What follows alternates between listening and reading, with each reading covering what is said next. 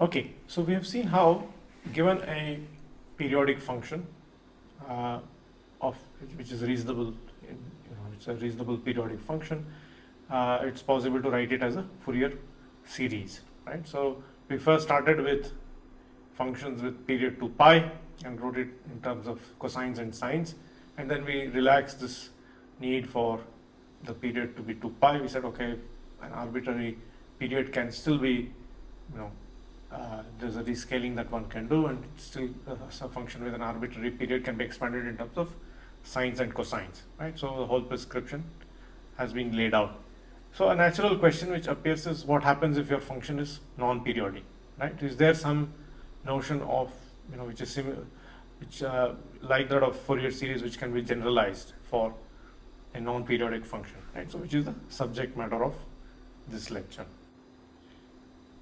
Okay, so in fact, two natural questions appear, right? Once we are familiar with Fourier series. One of them is whether there is a meaningful notion of Fourier series or something like that for a non-periodic function, and the other is, we saw that there is a discrete set of frequencies. We are expanding our periodic function as a sum over a discrete but infinite set of frequencies, right?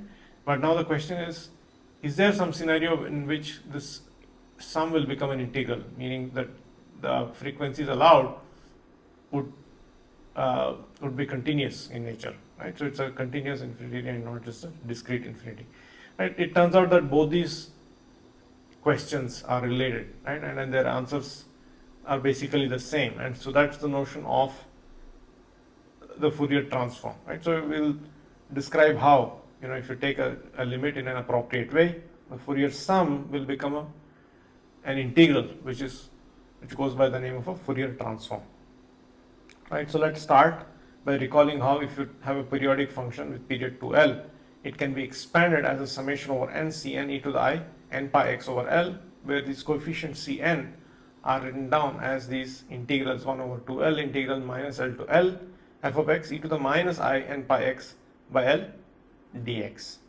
right?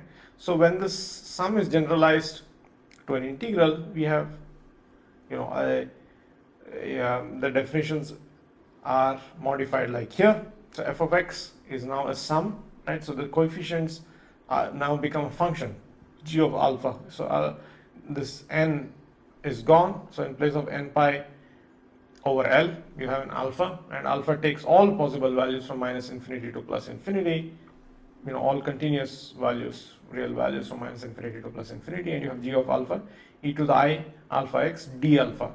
And then g of alpha is, also, it now runs from, so the integral runs from minus infinity to plus infinity, right? So earlier we had an integral which was restricted to some interval minus L to L, right? So because it has a period 2L and all the information contained in the function was given within this interval. But now that interval has to go all the way from minus infinity to plus infinity, and then you will see how you get this factor of 1 over 2 pi. F of x e to the minus alpha x comes in, and then dx, right? Okay, so let's see how, the generalization of this series to Fourier transform happens, right? So basically what we will do is take the limit L tending to infinity, right? So that's what is going on here, right? So let's carry out this procedure in a systematic way. So we start with a finite L, and then we redefine n pi by L as alpha n, right? So this index n is still there, so it's just a relabeling exercise at this point. And so then we denote alpha n plus 1 minus alpha n, which is pi by L, as delta alpha, right? So you can see that if you're going to be taking L to infinity, this delta alpha will go to this differential element d alpha. So now let us write down Cn in terms of an integral. So now you have Cn is delta alpha over 2 pi, right? So in place of 1 over 2L, so now you see where this 2 pi is coming from, right? You sort of see it right now, but you'll see in a moment in detail. Minus L to L f of x e to the minus I alpha nx dx. So next we plug in this expression for Cn back into this summation expression for f of x. So f of x becomes summation over n going from minus infinity to plus infinity. You have this e to the I n pi x over L. Then in place of Cn we have delta alpha divided by 2 pi minus L to L f of u e to the minus I alpha n u du.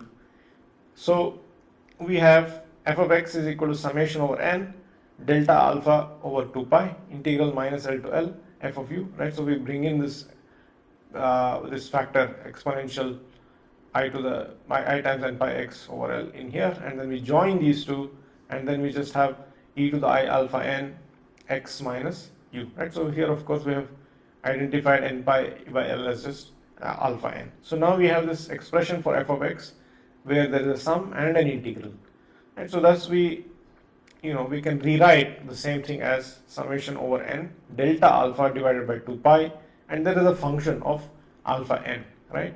So we already see that this is when you're going to take this limit delta alpha to become arbitrarily small, so this summation is going to become an integral. So where alpha f of alpha n is also given, right? So f of alpha n is this integral minus L to L f of u e to the I alpha n times x minus u du. So now we take this limit L tends to infinity, so this summation will just become an integral, right? So in place of f of alpha n, you will just write it as f of alpha, and then you get a d alpha comes in because you have delta alpha, right? So 1 over 2 pi of course remains as it is. And now what is f of alpha, right? So let's look at what f of alpha is. Now f of alpha has also become an integral going from minus infinity to plus infinity f of u, and alpha n should be called alpha because alpha takes all continuous values now.